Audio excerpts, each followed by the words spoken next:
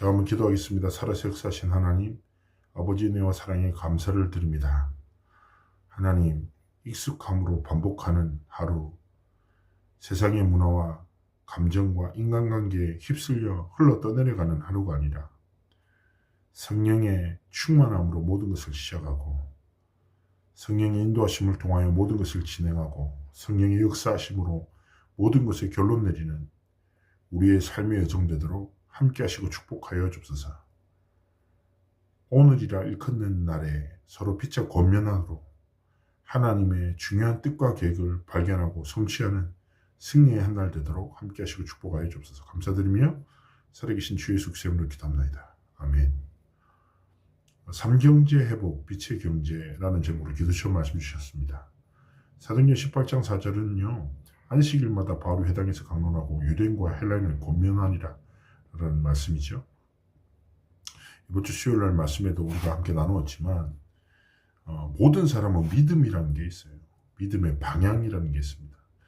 그러나 중요한 것은 무엇입니까? 세상의 것을 믿고 사람의 것을 믿고 무너지는 인생이 아니라 성삼위 하나님이 주신 것으로 승리하는 삶의 길을 걸어가기를 하나님 원하시는 것이죠. 그래서 예수님께서도 마지막 설교 때 망대의 여정 이정표를 말씀하셨습니다. 하나님은요, 좋으신 하나님이시죠. 여호와 일에 모든 것을 완벽하게 준비하십니다. 그래서 하나님은요, 망대 100%, 여정 속에 100%, 업이 살아나는 이정표 모든 100%, 하나님이 준비하신 것이 우리 삶에 믿어지고 누려지고 보여야 하는 것입니다. 이것을 보는 것을 뭐라고 말합니까? 성령 충만함이죠. 성령 충만할 때 내가 누구인지 망대를 깨닫습니다. 성령 충만할 때 내가 걸어가는 길이 얼마나 소중한지 여정을 깨닫습니다. 성령에 충만할 때 우리의 미래가 얼마나 소중한지 하나님이 예비하신 이정표의 가치를 깨달아요. 이때부터 뭡니까? 섬기는 교회의 가치를 깨닫고 내가 하는 통해서 업을 통해서 주신 경제를 통하여 빛의 경제를 향해서 도전하는 것이 얼마나 가치 있는 것이 깨닫게 되는 것입니다. 오늘 고백하십시오. 하나님 나에게 창조의 빛, 생명의 빛, 세상의 빛 되시는 하나님의 빛이 내 안에 가득히 임하여 재창조의 역사가 일어나게 하시고 하나님 이 빛을 전달하는 여정을 걸어가게 하시고 이 빛의 경제를 통하여 교회와 시대와 미래를 살리는 237 5천 종족 치유 서밋에 하나님의 성취 세 가지 뜰을 세우는데 우리의 삶이 하나님께 드려지도록 정말 빛의 경제의 주역으로 하나님 앞에 드려지도록 기도하기 원하시는 것입니다. 그래서 하나님 앞에서 오늘 뭐 시작해야 됩니까? 집중을 시작해야 돼요. 세상과 사람의 문제와 갈등에 집착을 멈추고 하나님이 주신 것에 집중할 때 하나님의 것으로 하나님이 우리의 삶을 세팅시켜 나가십니다. 제가요 용도구청 환경위생과로 공익 근무했습니다. 그때요 나라가 부르니 이 부름받은 나라가 나에게 맡긴 사명을 감당하기 위해서 필요한 모든 것을 나라에서 공급했습니다. 법적인 권한, 의상, 이동수단, 그리고 검사하는 장비. 심지어 내가 실수를 했어요. 그래서 제가 모르고 중요한 기계를 떨어뜨려서 메인보드가 박살났어요. 수리비가 그 당시 한 살에 300만 원 왔거든요. 제가 너무 어떻게 해야 되지? 제 그때 월급이 15만 원이니까 어떻게 감당할 수 없어서 되게 고민하고 있는데 담당하는 주사가 어깨를 툭 치면서 한마디 하더라고요. 형님 걱정하지 마라. 나라에서 맡긴 일은 나라에서 실수해도 책임지는 거다. 아무 걱정하지 마라. 되게 안심이 되고 갑자기 가슴속에 동해물과 애국가가 흘러나오는 것 같더라고요. 기억하셔야 돼요. 무슨 말입니까? 하나님이 우리의 삶을 세팅시켜 나가십니다. 사람이 올 수밖에 없는 플랫폼으로 그 온 사람들이 살아나는 파수망대로 하나님과 소통케 하는 안테나로 하나님이 우리의 삶을 세팅시켜 나가시는 거예요. 이 집중과 세팅의 응답을 다 가진 사람은요. 눈과 말이 달라요. 아시죠? 사기꾼의 눈, 사기꾼의 말은 달라요. 그죠? 정말 복음 가진 사람의 눈, 복음 가진 사람의 말은 달라요. 그러니까 문제가 아니라 갈등이 아니라 위기가 아니라 그 속에 있는 하나님이 주시는 답과 그 속에 하나님이 원하시는 갱신과 그 속에 하나님이 감춰주신 기회를 보는 거죠. 그 여정 속에 하나님은 전도운동과 말씀운동을 일으키셔 나가시는 것입니다. 이것을 붙잡고요. 어떻게 우리가 빛의 경제를 해보게 됩니까? 첫 번째입니다. 마가다락방에서 은혜 받은 사람들이 모여 헌금합니다.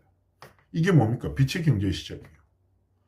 바나바가요. 너무 감동받아서 가지고 있는 땅을 바쳐요. 그게 뭐예요? 초대교회 시작이었어요. 중요한 건 뭡니까?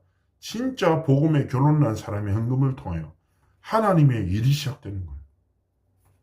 어떻게 보면 바나바가 가지고 있는 땅의 가치가 얼마인지 저희가 모르지 않습니까? 그러나 그 헌신이 뭐가 돼요? 초대교회가 되죠. 그리고요. 무디 신학교가 시카고의 다운타운에 있어요. 시카고의 다운타운이라면 얼마나 땅값이 비쌉니까? 그 다운타운에 굉장히 좋은 위치에 있거든요. 근데 그게 뭡니까?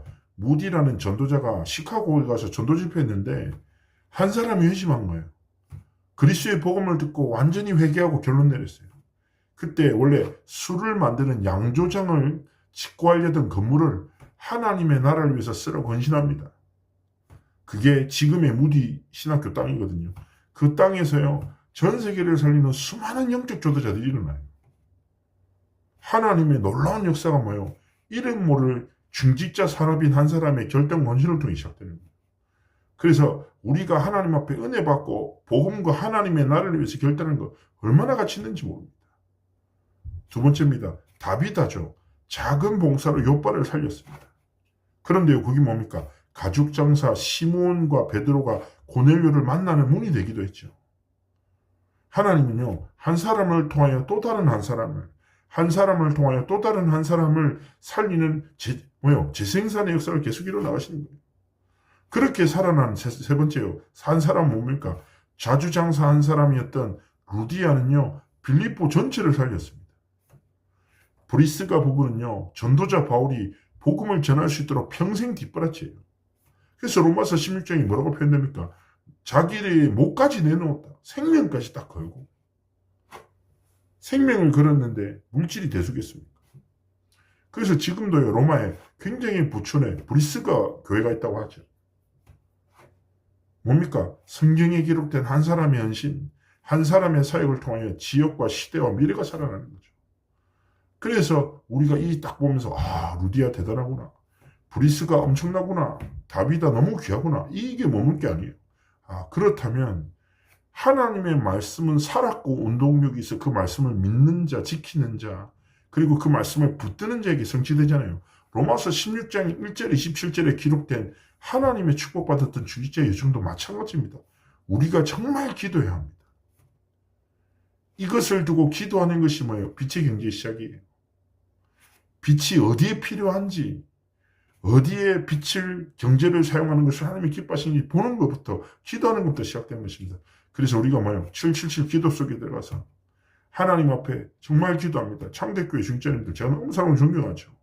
하나님 앞에 빛의 경제, 선교의 경제, 렘넌트 경제를 회복하는 정말 제자를 살리고 만나고 일으키는 증인의 길을 걸어가시길 주의 이름으로 축복합니다. 오늘도 하나님의 약속 붙잡고 승리한 날 되시기를 그리스도로 축복합니다. 살아서 역사하신 하나님 아버지의 은혜와 사랑에 감사드리며 성삼위 하나님께 큰 영광을 돌리는 우리의 삶의 모든 길과 여정되도록 함께 하시고 축복하여 주옵소서. 감사드리며 살아계신 주 예수 그리스도로 기도합니다. 아멘. 오늘 하루도 승리하시길 주의 이름으로 축복합니다.